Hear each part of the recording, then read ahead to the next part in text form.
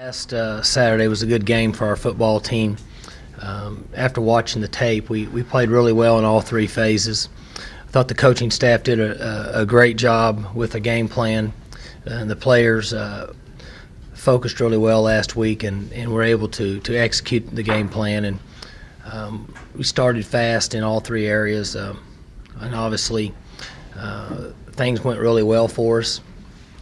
And we were excited to be able to get some other players on the field.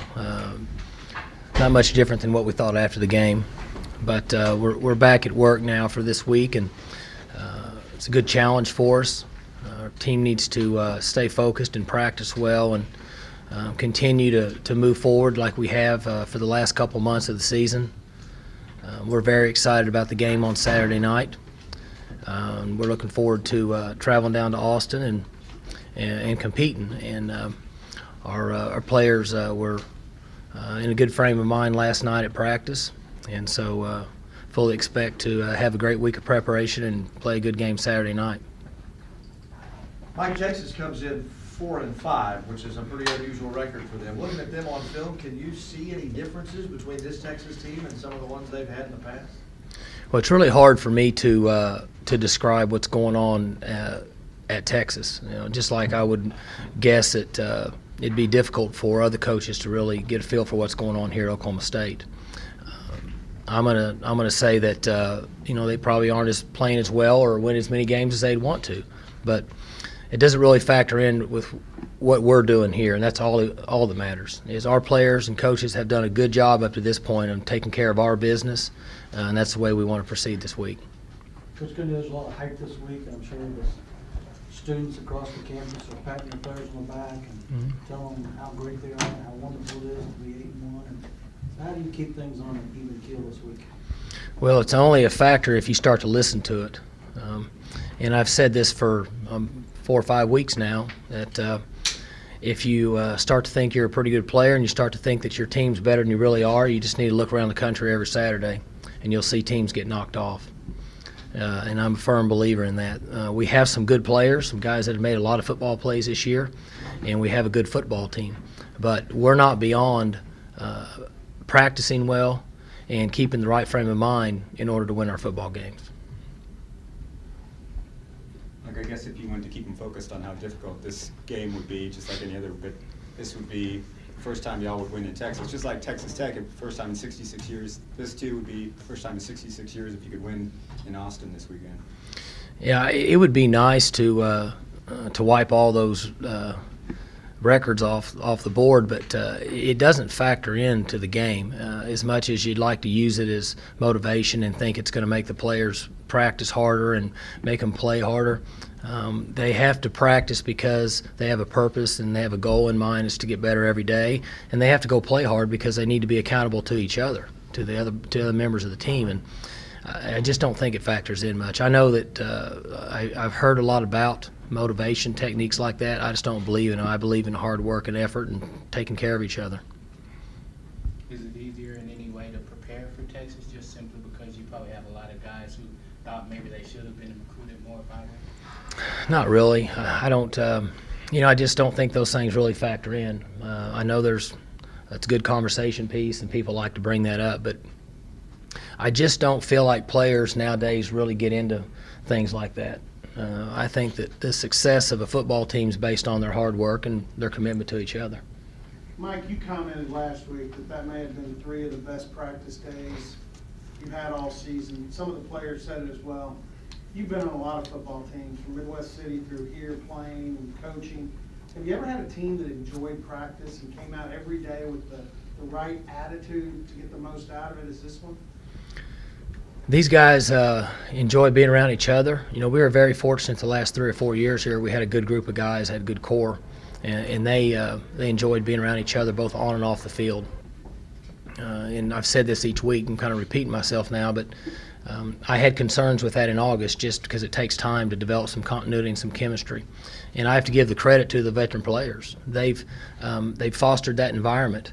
And these guys know we're going out there for an hour and 40 minutes on Tuesday, and we're only going to be out there an hour and a half on Wednesday, and we're only going to be out there an hour on Thursday. So they have to take advantage of every opportunity they have to have success on Saturday.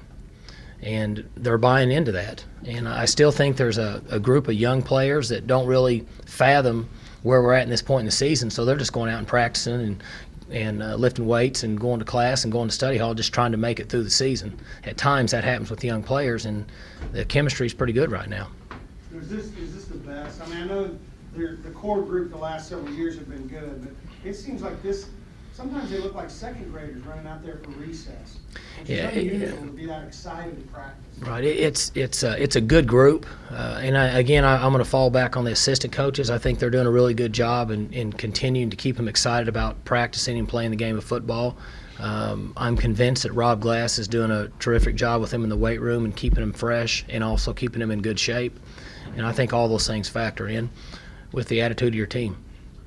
Coach, talk a little bit about your defense back-to-back weeks now. Very impressive performances by that unit.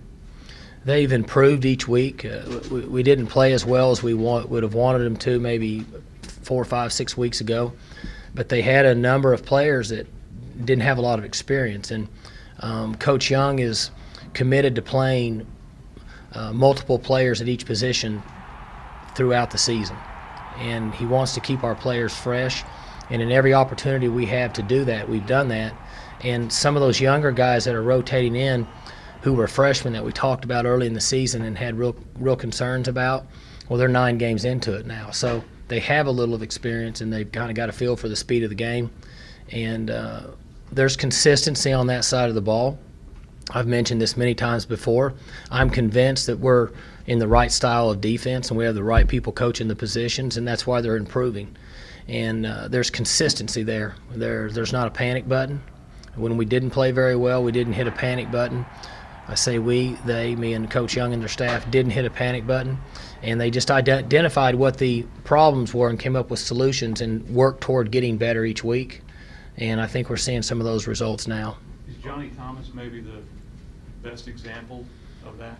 Johnny's playing much better now than he was 6 weeks ago for 2 reasons. One, he's practiced very hard, and 2, his attitude has gotten he did not have a bad attitude, but he never or he hadn't bought into, I'm going to go out and have fun today at practice and enjoy myself, and I'm going to play hard and let's see what happens. He made that transition about a month ago, and that's one of the key ingredients to becoming a good football player, is buying into what you're trying to accomplish, and he's bought in about a month ago, and he's turned into be a good football player now. When you guys kind of signed Whedon a few years ago, did you have any idea kind of what you had?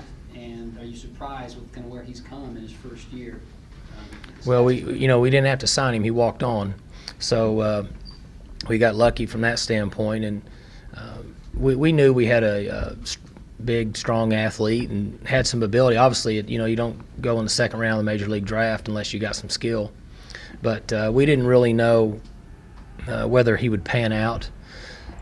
Playing minor league baseball is one thing. Being involved in a college football program where you have discipline year-round and off-season workouts and all the things you go through just to be a player is another. And so sometimes those guys don't make it. But he just kind of hung around and stuck through it and was there. And he's matured a little bit and gotten better. And, he's playing in an offensive system that fits his style of play and fits his ability. Coach, it seems like this program has a history of having a trio of offensive stars, going back to the Sanders days, and even last year with Dez and Zach and Kendall. How do you think the group you have now with Brandon, Justin, and Kendall compares to some of those past groups?